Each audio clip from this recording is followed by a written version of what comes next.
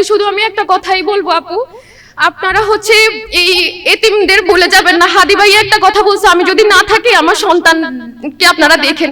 আমার হাজবেন্ড যদি বুঝতে পারতো যে ও থাকবে না, চলে যাবে, আপনাদের সবাই এটাই বলে যাইতো যে আমার নুজাইরাকে আপনারা দেখে রাখবেন এই বাংলাদেশের জন্য।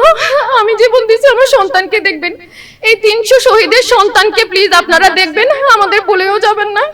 একটা মেয়ের লাইফে 4 জন পুরুষ খুব ইম্পর্টেন্ট, ওই 4 জনের একজনও আমার নাই। আমার হাজবেন্ড, আপনাদের যুদ্ধ ছিল হয়তো 17 বছরের, কারো 3 মাসের, কারো 1 মাসের, কিন্তু আমার জীবন যুদ্ধ। আমি যতদিন বাঁচবো ততদিন আমার এতিমকে নিয়ে হচ্ছে আমার সামনের জীবন আগাইতে হবে। 1400 মানুষ শহীদ হয়েছে, ওই 1400 মানুষ, 1400 একটা সংখ্যা, কিন্তু আমার লাইফের আমার মানুষটা আমার জীবন ছিল। একজন মায়ের একাধিক সন্তান হয়, কিন্তু একটা সন্তানের একাধিক বাবা হয় না। আমি এতিম ছোটবেলা থেকে আমার বাবা ছিল না, আর আমার সন্তানও হচ্ছে এতিম। এটা আমি ওটা বলতে পারি না, আমার সাহস নেই। আমি আমার লাইফের এই কয় বছরে আমি একটা জায়গায় হচ্ছে আটকে গেছি, যে 18 জুলাই আমি আমার হাজবেন্ডকে এত ডেকেও সেদিন ঢাকা মেডিকেল থেকে বের করে আমার মেয়ের কাছে এনে বলতে পারি নাই যে এই নাও তোমার বাবা। যেই মেয়েটা বাবার কোলে করে দাদু বাড়িতে যাইতো, সেই মেয়েটা বাবাকে বক্সে করে আর সে সামনে বসে হচ্ছে দাদুর বাড়ি তোর বাবাকে রেখে আসছে। ও এখনো যায় না আর ওর বাবার কবরে। আসসালামু আলাইকুম, আমি শহীদ নাজমুল কাজীর ওয়াইফ মারিয়া সুলতানা। আমার হাজবেন্ড 18 জুলাই সোনিয়াকড়া কাজলাতে শহীদ হন স্টুডেন্টদেরকে পানি খাওয়াতে গিয়ে। তো পানির বোতলে লেখা থাকে কি পানির অপর নাম জীবন, কিন্তু আমাদের বাংলাদেশে কি হয়েছে, পানি খাওয়াতে গিয়েও মানুষকে মারা যাইতে হয়েছে। আমার হাজবেন্ড সেরকমই একজন, যে স্টুডেন্টদের পানি আর শুকনা খাবার দিতে গিয়ে শহীদ হয়ে যান।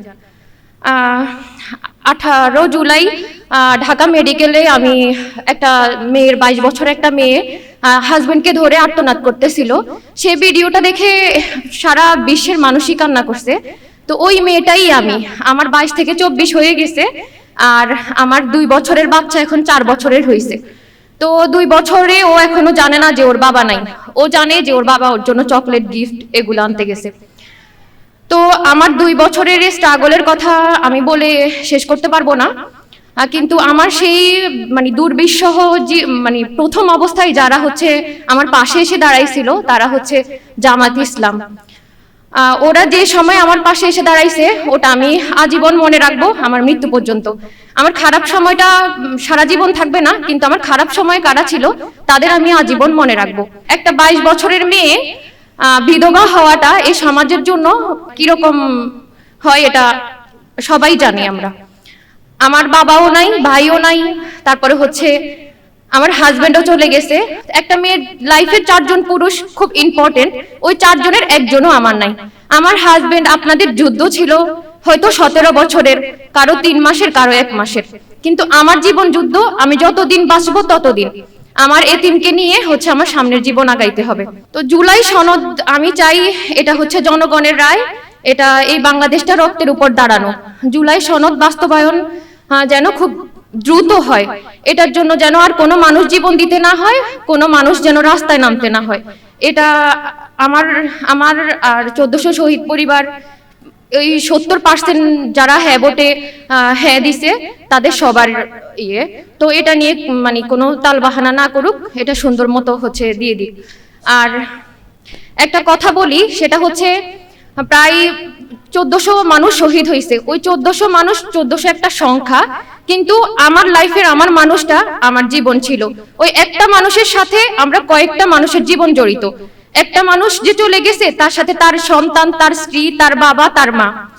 একজন মায়ের একাধিক সন্তান হয়, কিন্তু একটা সন্তানের একাধিক বাবা হয় না। আমি এতিম ছোটবেলা থেকে আমার বাবা ছিল না, আর আমার সন্তানও হচ্ছে এতিম। এটা আমি ওটা বলতে পারি না, আমার সাহস নেই। আমার নুজাইরা হচ্ছে আমি যখন বাহিরে যাই ও আমাকে বলে যে মা তুমি কিন্তু আসার সময় আমার ড্যাডিকে নিয়ে আসবে। আমি ওকে বলি যে আচ্ছা ঠিক আছে, আমি এটা বলে বের হই। আর যখন আমি বাসায় আসি তখন ও আমাকে বলে মা আমার ড্যাডি কোথায়? তখন আমি ওকে আমার আলমারি খুলে একটা নতুন জামা দিয়ে বলি মা নাও এই নতুন জামা। তাহলে ওর মন মাইন্ড অন্যদিকে চলে যায়। 18 জুলাই আমার হাজবেন্ড শহীদ হয়েছে, 2 বছর হয়েছে। সেদিন আমার কান্না দেখে আমার মেয়ে তার নানুকে ফোন দিয়ে বলতেছে যে নানুমণি আমার মা কেন কান্না করছে, কার জন্য কান্না করছে। আমি সেদিন নামাজে শুধু আল্লাহরে বলছি যে আল্লাহ আমার এতটুকু শক্তি দেন আমি যেন আমার মেয়েরে বলে দিতে পারি বাবা নাই, বাবার আসবে না, আমার আর বাবার কথা বইলো না। এই সাহস শক্তিটা আমার এখনো হয় নাই। আমি আমার লাইফের এই কয় বছরে আমি একটা জায়গায় হচ্ছে আটকে গেছি, যে 18 জুলাই আমি আমার হাজবেন্ডকে এত ডেকেও সেদিন ঢাকা মেডিকেল থেকে বের করে আমার মেয়ের কাছে এনে বলতে পারি নাই যে এই নাও তোমার বাবা। যেই মেয়েটা বাবার কোলে করে দাদু বাড়িতে যাইতো, সেই মেয়েটা বাবাকে বক্সে করে আর সে সামনে বসে হচ্ছে ওর দাদুর বাড়ি তোর বাবাকে রেখে আসছে। ও এখনো যায় না আর ওর বাবার কবরে। আমি শুধু এতটুকু বলবো, এখানে হচ্ছে মৃদু আপু আছে, সংসদ সদস্য আছে, এই জন্য আমি একটু আজকে আমার মেয়েটা অসুস্থ তারপরেও আমি আসছি। শুধু আমি একটা কথাই বলবো আপু, আপনারা হচ্ছে এই এতিমদের ভুলে যাবেন না। হাদি ভাই একটা কথা বলছে, আমি যদি না থাকি আমার সন্তানকে আপনারা দেখেন। আমার হাজবেন্ড যদি বুঝতে পারতো যে ও থাকবে না চলে যাবে, আপনাদের সবাই এটাই বলে যাইতো যে আমার নুজাইরাকে আপনারা দেখে রাখবেন এই বাংলাদেশের জন্য। আমি জীবন দিয়েছি, আমার সন্তানকে দেখবেন। এই 300 শহীদের সন্তানকে প্লিজ আপনারা দেখবেন, আমাদের ভুলেও যাবেন না।